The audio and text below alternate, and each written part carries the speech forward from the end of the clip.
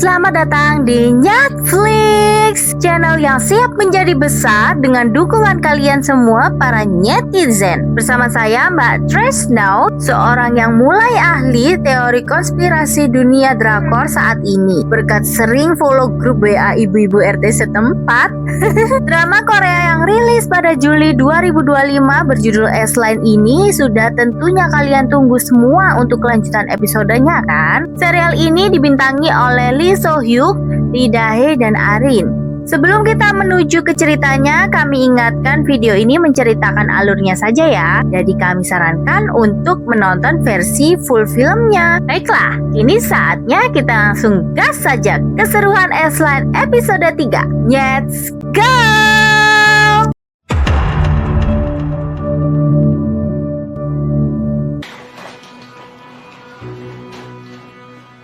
Kang Sona segera dilarikan ke rumah sakit dan Ji-wook yang baru tiba jelas bingung, sedih, dan panik.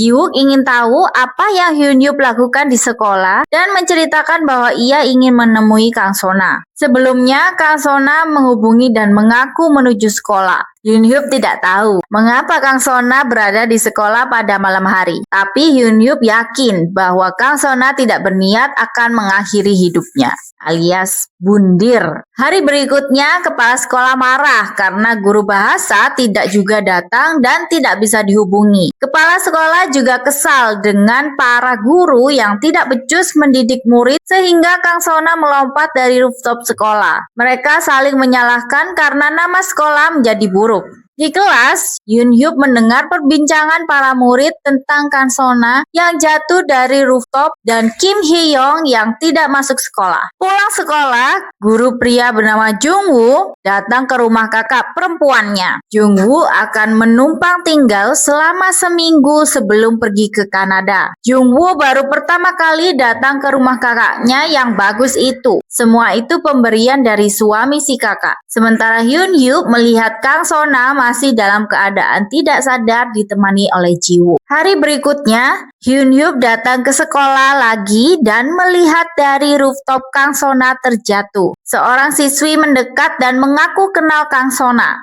Siswi itu juga tidak percaya Kang Sona mengakhiri hidupnya seperti yang pihak sekolah katakan. Karena selama ini Kang Sona dirundung oleh Kim Hye-young, tapi Kang Sona tetap berani datang ke sekolah. Anehnya setelah Kang Sona terjatuh, Kim Hye-young yang sekarang malah tidak ada kabarnya. Siswi itu terus membahas Kang Sona dan yakin jika ada orang yang ingin membunuh Kang Sona. Tapi Hyun-yup terpaku melihat ketua kelas berkacamata dan mengambil kacamatanya. Hyun-yup penasaran tapi tidak melihat ada hal yang aneh. Hyun-yup ingin tahu dari mana kacamata tersebut yang ketua kelas akui jika didapat di optik tahun lalu tapi baru memakainya sekarang karena menggunakan softland membuatnya tidak nyaman. Hyun-yup malah pergi begitu saja. Di ruang guru, Jung-woo menemukan kacamata aneh di meja kerjanya. Bertanya ke Gyujin, tapi Gyujin tidak tahu milik siapa itu. Karena ada di atas meja Jung-woo, Gyujin yakin jika kacamata itu milik Jung-woo. Jung-woo pun mencoba kacamata tersebut dan tidak menyangka dengan apa yang dilihatnya. Awalnya Jung-woo bingung.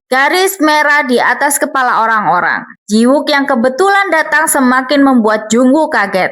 Ji-wook bicara dengan Gyujin untuk meminta keterangan lebih lanjut atas insiden yang menimpa Kang Sona. Gyujin juga turut menyesal karena selama ini abai atas perundungan yang menimpa Kang Sona. Tapi Ji-wook membantah jika Kang Sona berniat mengakhiri hidupnya. Ji-wook datang ke sekolah karena ingin bertemu dengan orang yang merundung Kang Sona. Tapi Kim Hye-young juga tidak masuk sekolah dan tidak ada kabarnya. Ji-wook selanjutnya dipertemukan dengan pria yang sempat berfoto dengan Kang Sona pada saat sebelum kejadian. Pria itu mengaku jika ia dan Kang Sona tidak punya hubungan apa-apa. Hari itu Kang Sona hanya mengajaknya bermain bersama. Bahkan si pria itu bingung karena hari itu Kang Sona seakan menjadi orang yang berbeda. Mereka lalu datang ke motel dan berciuman. Si pria ingin berhubungan lebih lanjut, tapi Kang Sona menolaknya dan mengajaknya pergi. Si pria pun ingat jika setelah mereka berfoto,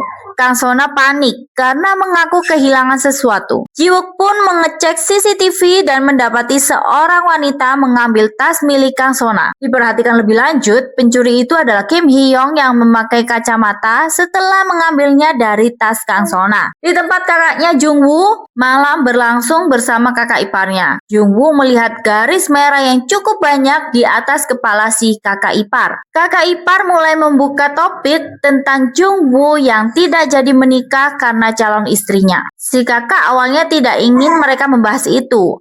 Tapi Jung-woo tetap menjelaskan jika sebelum menikah ia memergoki pacarnya berhubungan dengan temannya sendiri. Kakak ipar tidak menyangka dan salut dengan keputusan Jung-woo. Si kakak jadi ikut tidak tenang. Setelah itu Jung-woo dan kakak ipar akan merokok di taman. Tapi si kakak ipar dihubungi seseorang yang ia katakan jika itu urusan pekerjaan. Tapi Jung-woo menyadari jika satu garis merah di kepala kakak ipar terhubung dengan orang lain di apartemen yang sama, tepatnya berada di lantai 4. Jung-woo jadi semakin curiga dengan kakak iparnya. Selesai merokok, mereka akan kembali ke rumah. Tapi kakak ipar refleks menekan lantai 4 yang langsung diubahnya. Jung-woo yang penasaran pun jadi menekan lantai 4, ingin tahu siapa orang yang terhubung dengan garis merah dengan kakak iparnya itu. Tapi si kakak ipar menghentikan karena rumah mereka ada di lantai 10.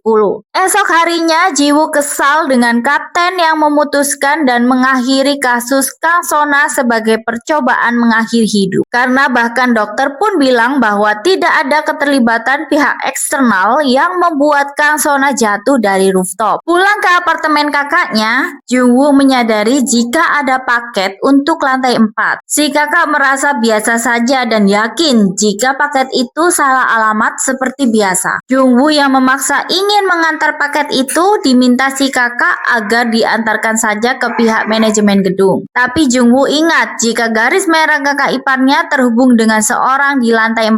Untuk menuntaskan rasa penasarannya, Jung-woo pun ke lantai 4 dan menuju hunian sesuai alamat paket tersebut.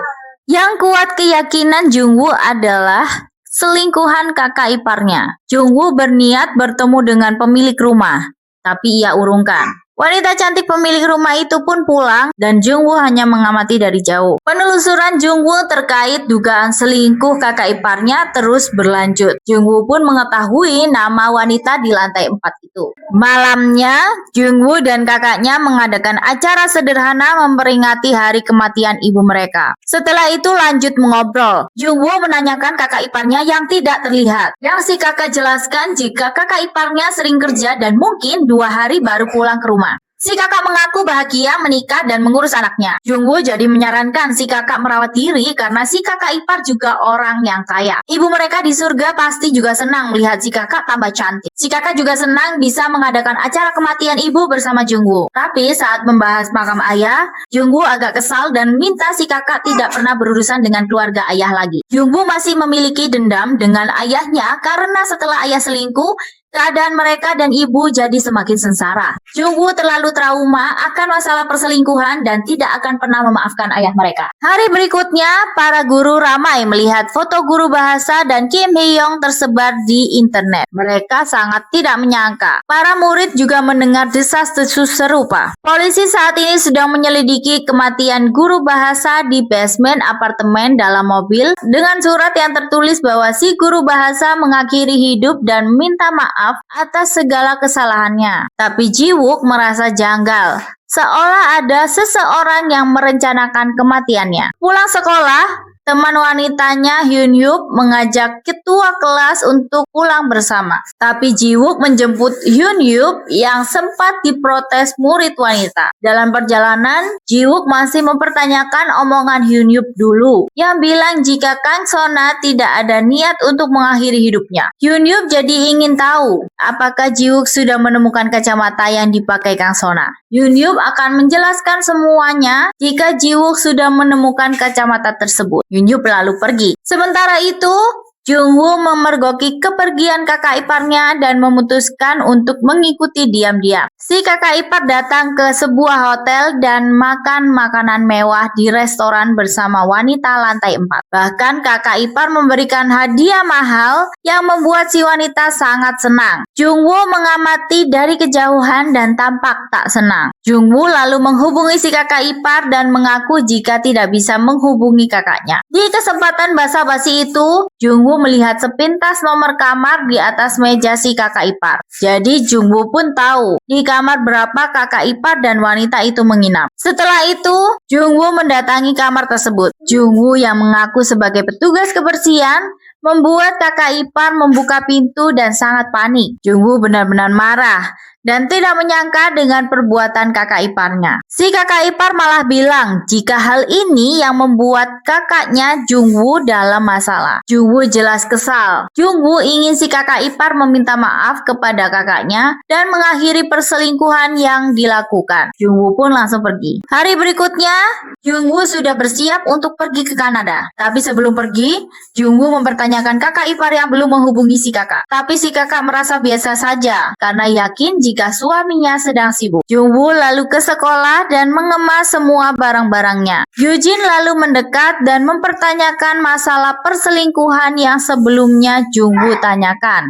Yujin juga membahas tentang sekolah yang akhir-akhir ini tampak kacau. Apalagi berita tentang Kim Hyung dan guru bahasa menyebar tanpa diketahui siapa yang menyebarkannya. Setelah itu, Jungwoo marah dengan wanita yang semalam bersama kakak iparnya. Jungwoo menemukan akun media sosial dan kaget karena si wanita baru saja hamil. Jungwoo jelas tidak terima dan segera pulang. Di apartemen, sebuah mobil sengaja menabrak mobil lain. Jungwoo juga akhirnya mendekat dan sudah banyak orang menonton kegilaan tabrakan mobil yang terjadi. Jungwoo menghentikan kakaknya yang sengaja menabrak mobil. Si kakak tampak sangat lemas dan stres, tapi ia malah mempertanyakan mengapa Jungwoo melakukan ini padanya. Kakak ipar Jungwoo juga baru tiba, tapi bukannya membantu si kakak ipar malah langsung mendekat ke wanita lantai 4 yang menjadi korban kakaknya Jungwoo. Jungwoo yang tak sanggup menahan sabarnya langsung menghajar si kakak ipar, tapi si kakak menghentikannya. Kakak ipar dan wanita lantai 4 itu langsung pergi. Si kakak pun menjelaskan jika pria tersebut bukanlah suaminya, karena pria itu memang suami dari wanita lantai 4. Pria itu pulang ke rumah karena takut si kakak membunuh istrinya yang sedang hamil. Jungwoo masih tidak mengerti omongan kakaknya sampai si kakak pun mengaku jika selama ini ia adalah wanita selingkuhan. Si kakak marah ke Jungwoo karena sebelumnya Jungwoo minta pria itu untuk mengakhiri perselingkuhan yang dia lakukan. Jadinya pria itu pun memutuskan hubungan mereka. Apalagi istri sah pria itu baru saja hamil. Si kakak yang tidak terima ingin membunuh istri sah pria itu. Sekarang anak si kakak pulang dan bingung dengan situasi yang terjadi. Tapi Jungwoo langsung memeluknya dan bilang tidak ada yang terjadi. Malam harinya Hyunyu pulang dan melihat ada lowongan pekerjaan di motel. Saat hendak pulang, Jiwook langsung mencegatnya dan minta penjelasan dari gambaran di buku Kang Sona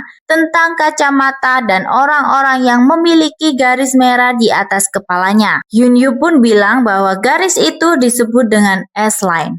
Berikut adalah akhir S-line untuk episode 3-nya. Kutukan yang berbahaya bagi orang yang mencampuri kehidupan orang lain. Pesan moral yang bisa didapat adalah, meski kamu bisa menyembunyikan perbuatan dari manusia lain, masih ada Tuhan yang mengetahui apapun yang kamu rahasiakan. Jadi berhati-hatilah dalam bertindak ya mamen. Saya mewakili kru yang sedang bertugas mengingatkan untuk tetap berusaha menjadi pribadi yang lebih baik. Dan sampai jumpa di video episode selanjutnya. Bye-bye.